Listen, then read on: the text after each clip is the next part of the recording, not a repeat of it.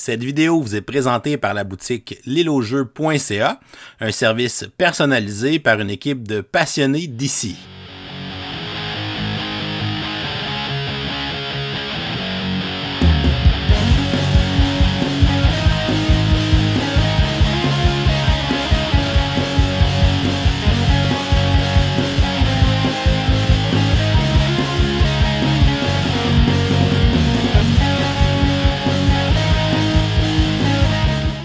Bonjour chers amis joueurs, ici LP, bienvenue à ce nouvel épisode de Kickstarter 101 Or-Not dans lequel je te présente le petit jeu Terraforming Mars, le jeu de dés. C'est un jeu qui se joue de 1 à 4 joueurs, 2 à 4 joueurs avec un mode solo.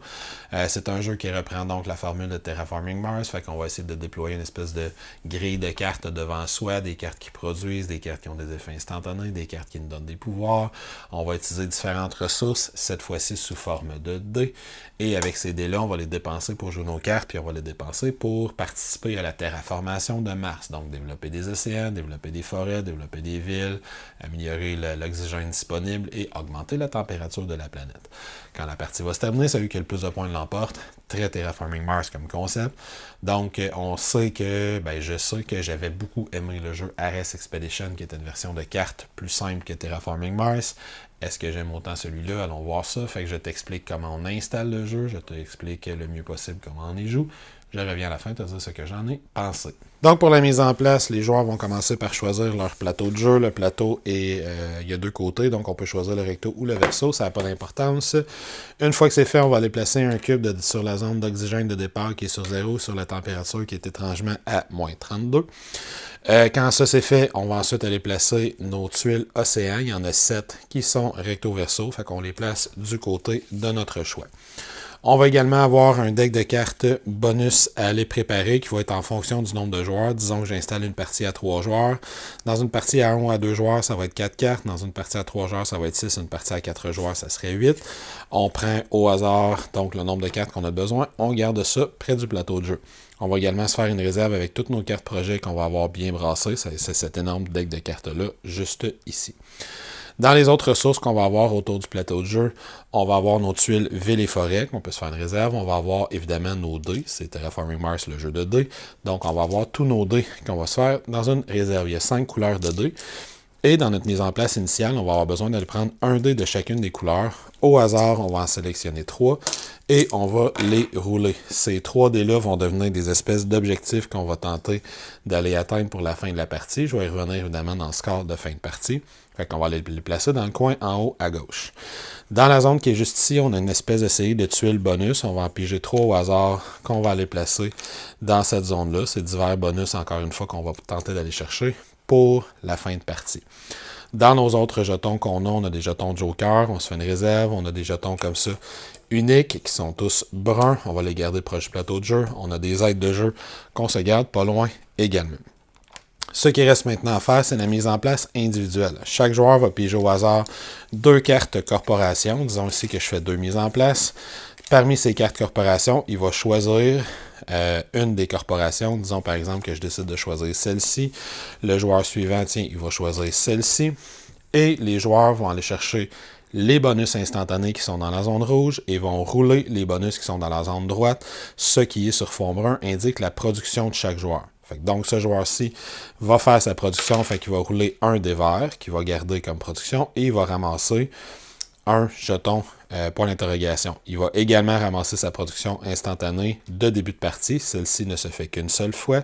Il va aller la placer, il va se rajouter ça. Quand ça c'est fait, il va prendre un jeton de sa couleur. Disons que je suis le joueur jaune, puis il va aller recouvrir la partie juste à gauche. Ce joueur-là ne gagne rien dans la zone de gauche, mais il va gagner un dé dans 4 couleurs différentes. Fait qu'il va aller chercher ces 4 dés-là, il va les rouler, il va aller se placer ça dans sa zone, c'est sa production de début de partie. De la même façon, il va aller se placer lui aussi une petite zone comme ça. Le troisième joueur va faire la même chose. Tout ce qui reste à faire, c'est d'aller placer les cubes de points de victoire. Chaque joueur va prendre un cube à sa couleur. Il y en a un de sa couleur. Va aller le placer dans la zone de points de victoire pour suivre la piste qui est autour du plateau de jeu. Quand ça c'est fait, tous les joueurs ont fait leur mise en place initiale. On est prêt à commencer notre partie. Maintenant, quel est l'objectif du jeu dans Terraforming Mars? C'est évidemment de participer un maximum à la terraformation de la planète Mars. La partie va se terminer quand 2 des 3 paramètres globaux de la planète vont être maximisés. Dans les 3 paramètres, on a l'oxygène, fait que quand l'oxygène arrive à 16, on a un paramètre qui est maximisé. On a la température, quand ça arrive à plus 8, c'est maximisé. Et on a les océans. Les océans, c'est des tuiles qu'on va pouvoir placer sur le plateau de jeu. Quand on a 7 tuiles de placer, ce paramètre-là est également maximisé. On note qu'il y a 8 espaces, mais il y a juste 7 tuiles. Une fois qu'il y a 2 des 3 paramètres qui sont atteints, peu importe où le troisième, fait que c'est plus presque Terraforming Mars. Une fois qu'il y a 2 des paramètres qui sont atteints, la partie elle va se déclencher, chaque joueur va jouer un dernier tour de jeu, et celui qui va avoir le plus de points de victoire va l'emporter. Il va avoir un décompte final qui va se faire de points de victoire, mais c'est comme ça qu'on va déterminer comment la partie va se terminer et qui va l'emporter. Cela étant dit, comment joue-t-on maintenant une partie de Terraforming Mars? Il y a une petite étape qu'on va faire une fois en début de partie, c'est la main initiale. On va déterminer le premier joueur, en fait, dans les règles, on dit le dernier joueur à avoir gagné une partie d'une des versions de Terraforming Mars, que ce soit le jeu de base, celui-là ou RS Expedition. Disons que dans mon exemple, c'est le joueur jaune. Une fois qu'on sait c'est qui ce premier joueur-là, chaque joueur va se faire distribuer au hasard une main de 5 cartes. Et là, on va être prêt à entamer vraiment les premiers tours de jeu. Il n'y a pas de draft spécifique de préciser dans les règles, je tiens à le préciser. Donc, quelle est la structure du tour de jeu? Dans notre tour de jeu, on a toujours 2 options. Soit on fait un tour de production, soit on fait un tour d'action. Les 2 fonctionnent complètement différemment, fait qu'on va y aller un par un. Je vais commencer par expliquer le tour d'action. Le tour d'action est toujours divisé en 2 phases. Fait que si on décide de faire un tour d'action, on va commencer par faire une action de soutien, dis-je, et on va continuer avec une action principale. Expliquons immédiatement les actions de soutien, c'est très simple. J'ai 4 options, il y en a 3 qui sont affichées ici. Première option comme action de soutien, c'est de rajouter un dé à ma réserve. Fait qu'on se rappelle que ce joueur-là, dans sa réserve initiale, avait 4 dés. Donc, j'ai ça dans ma réserve initiale. Et je pourrais, comme action, me rajouter un 5e dé. Évidemment, je vais aller voir quels sont les éléments que j'ai besoin pour accomplir mes différentes cartes. Fait que disons, dans mon exemple, je vais me rajouter un dé gris. Quand on se rajoute un dé, on fait simplement le rouler, donc on ne choisit pas sa face, on le rajoute à sa réserve. Les dés, à titre d'information, ont une face commune qui est sur 3 faces, une face plus rare qui est sur 2 faces et une face unique qui est seulement sur une des faces du dé. Fait que c'est ma première option. Deuxième option, à la place de faire ça, je pourrais défausser un dé pour changer un autre dé sur une face de mon choix. Fait que je pourrais défausser par exemple ce dé-là et aller mettre ce dé-là sur n'importe quelle des autres faces. Encore une fois, l'idée, ça va être d'essayer d'aller combler des besoins que j'ai. Fait que comme j'étais déjà comme ça, peut-être que je voudrais aller faire cette carte-là, fait qu'aller placer ce dé-là sur cette petite face-là. Troisième option que j'ai, je peux défausser un dé pour piger 2 cartes que j'ajoute à ma main, tout simplement. Donc, je rappelle les 3 options de base. Je rajoute un dé à ma réserve, je choisis sa couleur, mais pas sa face. Je défausse un dé pour placer un autre dé sur la face de mon choix. Je défausse un dé pour piger 2 cartes. J'ai dit qu'il y avait 4 options. Au fur et à mesure que la partie va avancer, on va éventuellement avoir devant soi des cartes bleues qui ont le mot-clé « Action de soutien ». Fait que si j'ai cette carte-là devant moi présentement dans ma grille de cartes, à la place de faire l'une de ces actions-là comme action de soutien, je pourrais faire l'action qui est ici. Fait qu'on voit que cette action-là me permettrait de dépenser un petit marteau, disons que j'ai un marteau, pour aller chercher 3 dés de mon choix. Là, je pourrais prendre, dans mon cas, disons que je prends 2 gris et un rouge. Évidemment, à chaque fois que je rajoute des dés, je les lance et je les place dans ma réserve. Quand on utilise une action de soutien comme ça, on va l'incliner, on va la dépenser, on ne pourra pas l'utiliser tant qu'on n'a pas fait une phase de production. Fait que chaque action bleue de soutien s'utilise une fois par phase de production. Une fois que j'ai fait mon action de soutien, je me dirige vers l'action principale. On voit ici que j'ai plusieurs options. Je vais commencer par décrire les 2 premières. Elles sont très simples. Comme action principale, mon deuxième choix, je peux refaire une action de soutien. C'est ça la petite flèche jaune, ça fait référence aux flèches jaunes qui sont ici. Donc, je pourrais avoir fait une action de soutien, utiliser par exemple ma carte bleue, et ensuite, comme deuxième action principale, me rajouter un dé, transformer un dé en dépensant un autre, ou piger 2 cartes en dépensant un dé. Si j'avais d'autres cartes bleues qui étaient disponibles, qui étaient encore non inclinées, mais comme action principale, je pourrais réutiliser une autre carte bleue différente en faisant une deuxième action de soutien. Ça, c'est ma première option. La deuxième option, l'une de celles qu'on va faire très très souvent, c'est évidemment de jouer des cartes. Quand on joue une carte, on doit payer la ressource qui est indiquée en haut à gauche de la carte, tout simplement. Fait que si, comme dans mon exemple précédent, j'avais par exemple ceci, je pourrais dire, tiens, je vais jouer la carte animaux domestiques. Si on joue une carte, on va dépenser les ressources qu'on rajoute à la réserve et on va s'ajouter la carte à sa zone de jeu. Les cartes rouges vont nous donner des bonus instantanés. Par exemple, cette carte-là me donne un dé jaune. Fait que je vais prendre un dé jaune, je vais le rouler et je vais l'ajouter à ma réserve. Ça va également me donner 2 points de victoire en fin de partie.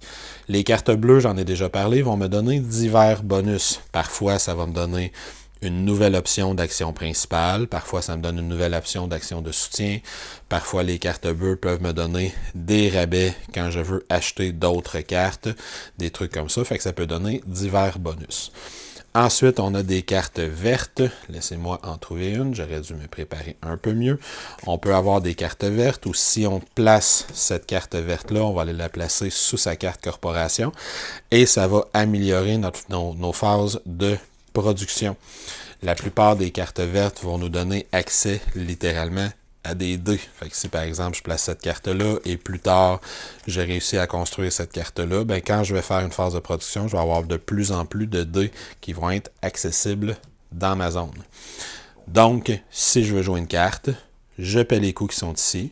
Je place la carte dans ma zone de jeu, fait que soit je l'enligne avec mes cartes vertes, soit je prends une carte rouge et je gagne son bonus. Dans son cas aussi, on voit que j'accomplis une étape de terraformation. Soit je place une carte bleue pour gagner un pouvoir et un pouvoir quelconque que je vais pouvoir utiliser dans une des phases de jeu. Finalement, les autres actions que je peux faire, c'est pour faire avancer les étapes de terraformation de la planète Mars. Fait qu'on voit ici que je peux dépenser, chaque couleur de dés a une face que je peux dépenser en triple. Fait que j'ai les sous, les icônes de cité, les icônes de feuilles, ça en prend 4, les icônes d'eau et les icônes de température, de degrés. Dans tous les cas, c'est des façons de gagner des points de victoire et de faire progresser la partie. Dans le premier cas, si je décide de dépenser 3 icônes de degrés, je vais augmenter la température de Mars. Si on fait ça, je vais dépenser mes 3D, j'augmente le cube qui est juste ici et je marque 2 points de victoire. Fait que je vais aller prendre mon petit cube. Moi, je suis le joueur rouge, je marque 2 points de victoire. Le principe est exactement le même pour les tuiles océan. Je dois dépenser 3 gouttes d'eau, puis ça va me permettre d'aller placer une tuile océan. Si on place une tuile océan, on va gagner le bonus qui est sur la tuile qu'on recouvre. C'est toujours vrai quand on place des tuiles. Fait que si par exemple je décide de la placer juste ici, on voit que je vais le rouler 2 dés verts que je vais rajouter immédiatement à ma réserve actuelle. Le principe est similaire pour les arbres et pour les villes. Si je dépense 4 feuilles, je vais placer une tuile forêt où je le souhaite sur le plateau de jeu. Disons que je le place ici. Fait que là, ça va me faire gagner un dé jaune comme on vient de le voir. Et j'avais marqué 2 points de victoire. C'était d'ailleurs le cas aussi pour l'océan. À chaque fois qu'on fait une étape de terraformation, on va gagner 2 points de victoire. Fait que placer une tuile, augmenter la température, ça va me donner 2 points de victoire. Fait que dans le cas donc de mon océan, si j'avais fait ça, je gagnais un autre 2 points. Donc, si on place une tuile forêt, c'est toujours 2 points de la même façon, mais en plus, les tuiles forêt vont avoir un bonus de 1 point pour chaque ville qui leur sont adjacentes au moment où je la place. Fait que si par exemple j'étais comme ça ici, puis je plaçais une tuile forêt juste ici, il me rapporterait 4 points. En plus, les tuiles forêt font progresser l'oxygène. C'est de cette façon-là qu'on va faire progresser l'oxygène en plaçant des tuiles forêt. Les tuiles villes marchent exactement de la même façon. Fait que si je place 3D, si je dépense 3D cité pour placer une tuile ville, je vais marquer 2 points, puis je vais marquer 1 point bonus pour chaque forêt qui est adjacente à la tuile ville que je viens de placer. Par contre, les tuiles villes ne font pas progresser aucune des 3 étapes de terraformation de la planète, mais je vais quand même marquer 2 points de victoire. Ça fait juste pas avancer la partie pour la fin de partie. Il y a parfois certaines cartes qui vont me permettre de placer ces tuiles spéciales-là. La carte va me dire si ça me permet de marquer des points de victoire, mais dans tous les cas, on gagne ce qui est sur la tuile qu'on a placée. Fait que des dés, puis j'ai des cartes, des points de victoire immédiatement qu'on va avancer sur cette petite piste-là, ou je peux prendre l'un de mes dés et le placer sur la face de mon choix. La dernière chose que je peux faire, en dépensant 3D $, donc 3D jaune avec ce symbole-là, je peux faire un 2 points de victoire immédiat. Fait que si j'avais 3D sur ce symbole-là, je pourrais les dépenser puis aller marquer 2 points de victoire. Je précise que pendant mon tour d'action, à tout moment, je peux dépenser des jetons de Joker si j'en possède pour remplacer une ressource que j'ai besoin de payer, quelle que soit la ressource. Donc je pourrais avoir 3 tuiles de feuilles, 3 dés de feuilles et un Joker pour faire 4 feuilles et aller placer une forêt, ce qui va me permettre de gagner le bonus et d'aller chercher, de faire progresser la terraformation de Mars. Fait que les tuiles Joker se placent comme ça ici. Je précise également que les joueurs qui vont faire progresser les différents éléments de terraformation peuvent gagner des dés instantanément. Le joueur qui va amener à 4 d'oxygène va gagner un dé vert qu'il va rouler parce qu'on voit qu'il n'y a pas de face, alors que le joueur qui va faire aller à 10 d'oxygène va gagner 2 dés spécifiquement sur la face C, tel qu'indiqué juste ici. On a les mêmes bonus juste ici, fait que je vais gagner un DC, un dé degrés Celsius, un dé degrés Celsius, ou 2 dés avec la goutte d'eau, si c'est moi qui ai fait passer le dé de respectivement moins 28 à 24, de moins 20 à moins 16, ou de moins 4 à 0. Je précise aussi que pendant la phase d'action, il est tout à fait possible, et éventuellement incontournable, que je vais franchir la base, le 5 points de victoire et le 12 points de victoire. Le premier joueur qui franchit 5 points de victoire va aller chercher dans les cartes bonus. Il va tous les regarder. C'est le même type de cartes, c'est juste qu'ils n'ont pas de coût. Fait qu'une carte ressource verte, des cartes bleues qui vont me donner divers bonus, des cartes rouges qui font des effets instantanés comme on peut le voir. Disons que je prends cette carte verte-là, les autres je les retourne face cachée. Si un joueur suivant franchit, disons qu'on est un peu plus tard, un joueur suivant franchit une fois également le 5, il va aller prendre une carte de son choix à son tour qu'il va aller placer dans sa zone de jeu.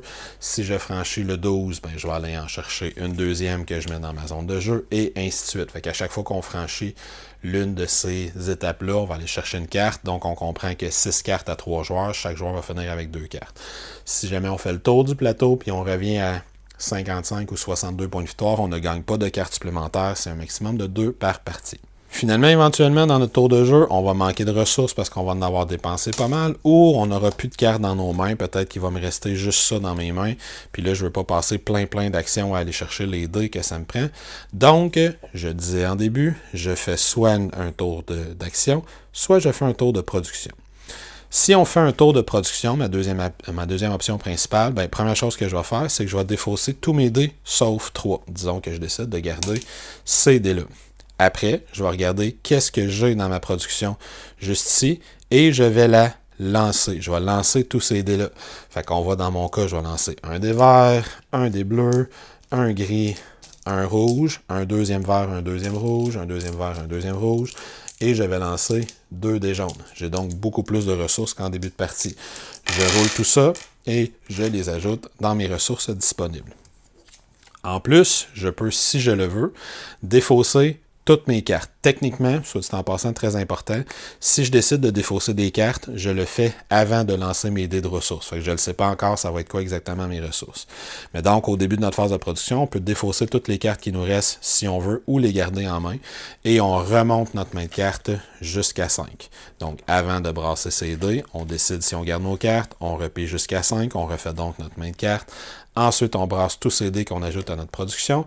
Et, très important, on redresse toutes les cartes bleues qu'on a utilisées pendant nos diverses phases d'action. C'est ce qui fait que cette carte-là redevient disponible.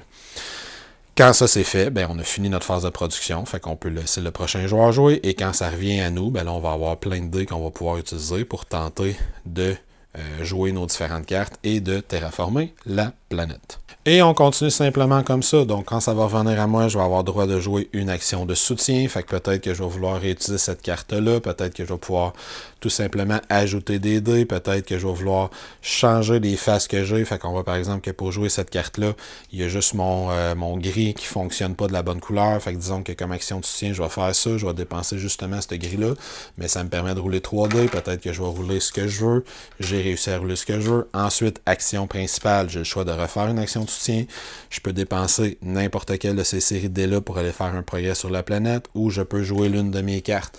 Fait que je pourrais jouer cette carte-là, par exemple, en dépensant les ressources qui sont demandées comme ça. Ici, je dépense tout ça. C'est une carte rouge.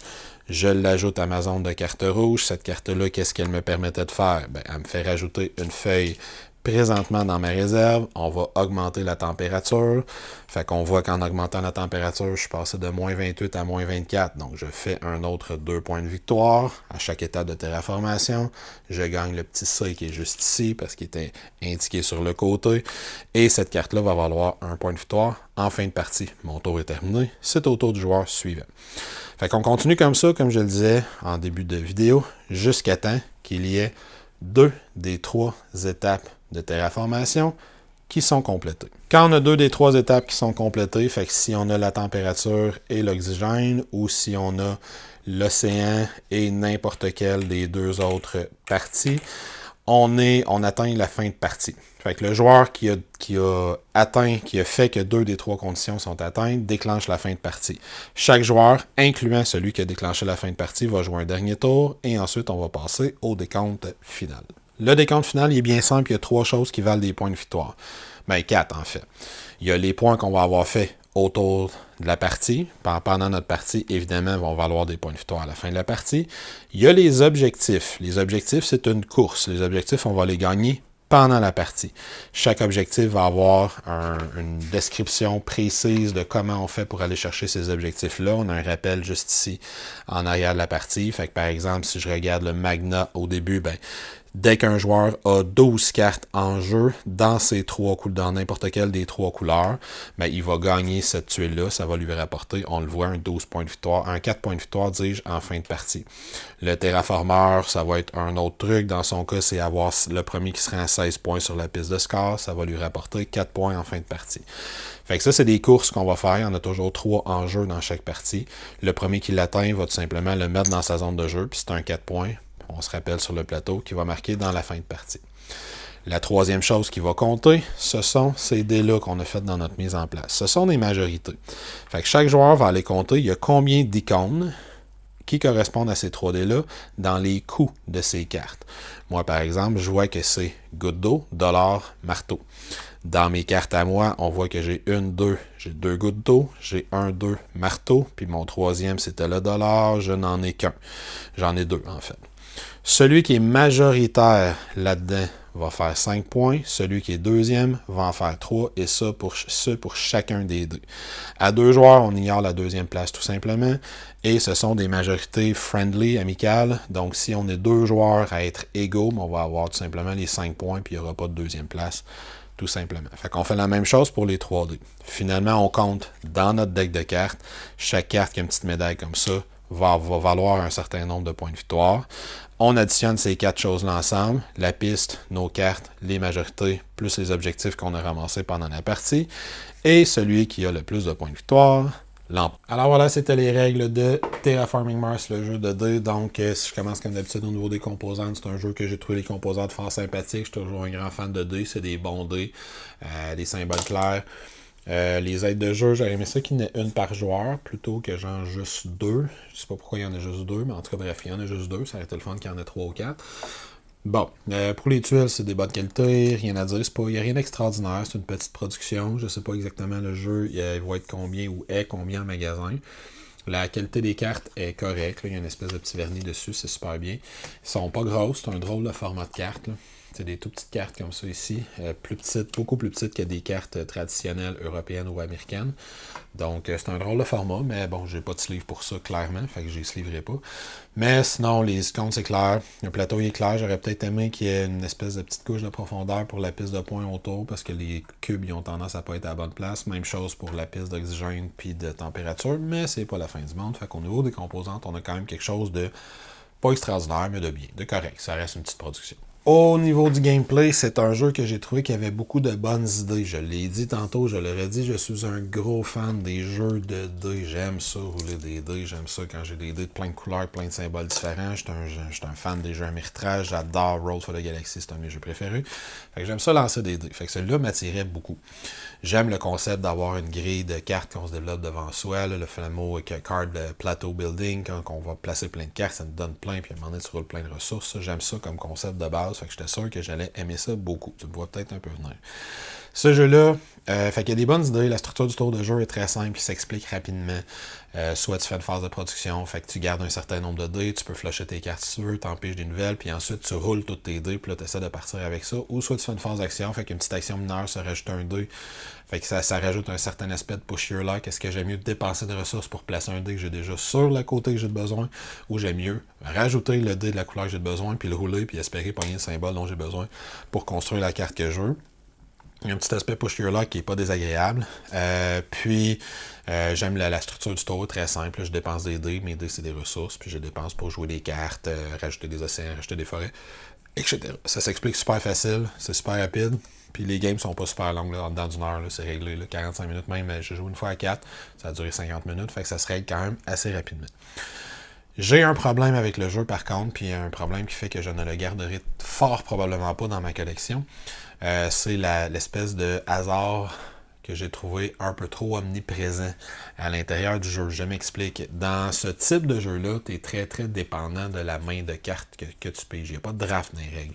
Donc, je vais piger 5 cartes, puis c'est ça que j'essaie de construire en début de partie. Je peux faire une phase de production rapidement, puis toutes les flusher, puis en repiger 5. Je peux dépenser des dés pour en piger. Ça, il n'y a pas de problème. Mais je suis quand même dépendant de cette main-là. Fait que si ma main de départ ne fit pas avec la couleur de dés que j'ai dans ma corporation, ben ça peut être problématique. Si dans ma main de départ, j'arrête pas de m'acheter des dés jaunes, mais que mes dés jaunes, je les roule jamais sur les bonnes faces, c'est problématique. Fait que ce que je trouve problématique, c'est l'espèce de 2 couches de hasard qu'il y a. Il y a la couche de hasard des cartes que je reçois, celle-là, je peux bien vivre avec.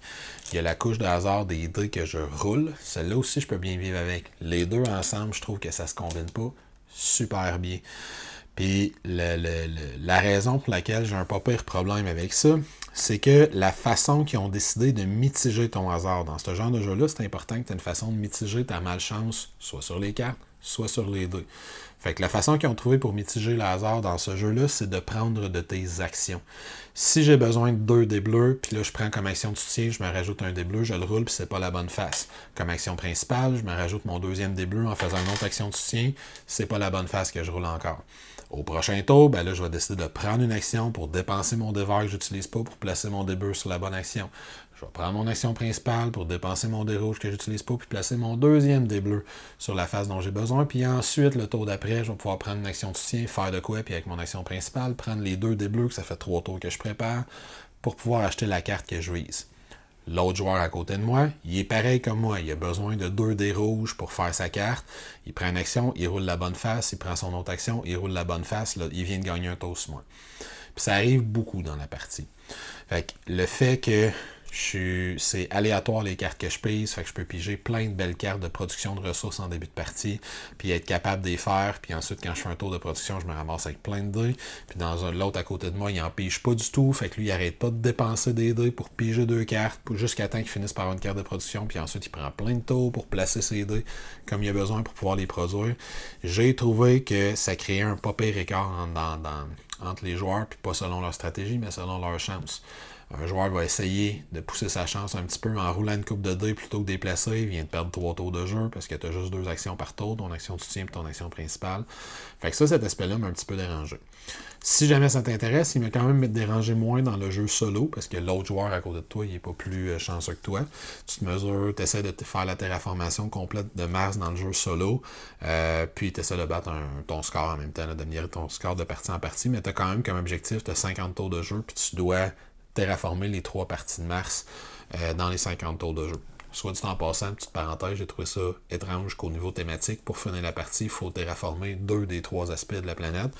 Fait que si on a de l'eau et de l'oxygène, mais qu'il fait moins 30, c'est pas grave. S'il fait chaud et il y a de l'oxygène, mais il n'y a pas d'eau, c'est correct aussi.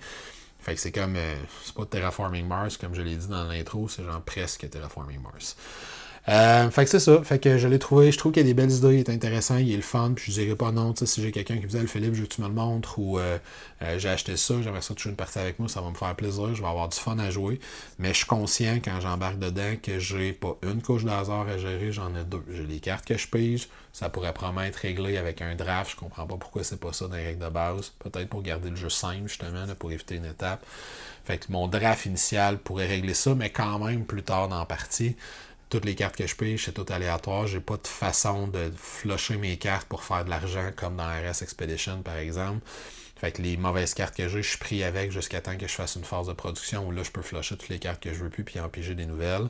Fait que cette couche de cette première hasard-là me dérange un peu. Puis mixer avec le fait que mes dés, ben je les roule. Puis la façon que j'ai de mitiger ma chance avec les dés, c'est de prendre mes tours de jeu complets pour changer les phases de dés, pour me rajouter les dés que j'ai pas réussi à obtenir. Fait que si je suis malchanceux, ça me fait prendre du retard ces autres joueurs. Puis j'ai pas de moyen de rattraper ce retard-là, puisque le moyen que je prends, c'est de prendre mes actions. Fait qu'il faut que j'espère qu'à un moment donné, les autres joueurs finissent par être malchanceux à leur tour, pour que là, moi, je prenne des choix chanceux sur mes dés, puis que je réussisse à faire des cartes rapidement, pendant que les autres prennent 2, 3, 4 tours de jeu, à placer les 5 dés qu'ils ont besoin, comme il faut pour construire leur carte. Fait que j'ai l'air d'en parler très négativement comme ça. Je continue à dire que je l'ai trouvé sympathique, je l'ai trouvé agréable à jouer, je l'ai pas trouvé désagréable. C'est pas au point, c'est frustrant. Surtout parce que les parties sont courtes. Là, 2 joueurs, c'est une demi-heure, jouer une game. Fait que, tu sais, en une demi-heure, c'est pas si grave que ça. J'ai été un peu malchanceux. Mais moi, je suis resté un petit peu sur ma faim, bien honnêtement. Fait que si tu es un grand fan de Terraforming Mars puis tu veux trouver une façon de jouer en 30-40 minutes, tu n'auras pas toute la lourdeur, la profondeur, la complexité, mais la satisfaction non plus, ben ça peut être une option intéressante. Moi, personnellement, j'ai joué une couple de parties, j'ai trouvé ça intéressant, je le remets dans la boîte, puis je le garderai probablement pas. Puis à la place, je vais me retourner vers RS Expedition, que lui, j'ai vraiment, vraiment beaucoup aimé pour un jeu qui n'est pas tellement plus long. Donc, cela étant dit, j'espère que ça t'a permis de te faire une idée sur ce qu'était Terraforming Mars, le jeu de dés. Moi, je vais te souhaiter une excellente fin de journée. Avant de faire ça, je vais t'inviter à venir t'abonner à notre chaîne YouTube. Si ce n'est pas encore fait, venez nous visiter sur Facebook, Instagram, oui, et pourquoi pas nous supporter sur Patreon pour que l'on puisse continuer à te fournir du matériel que l'on espère être d'excellente qualité. Sur ça, ciao, à la prochaine, fais attention à toi.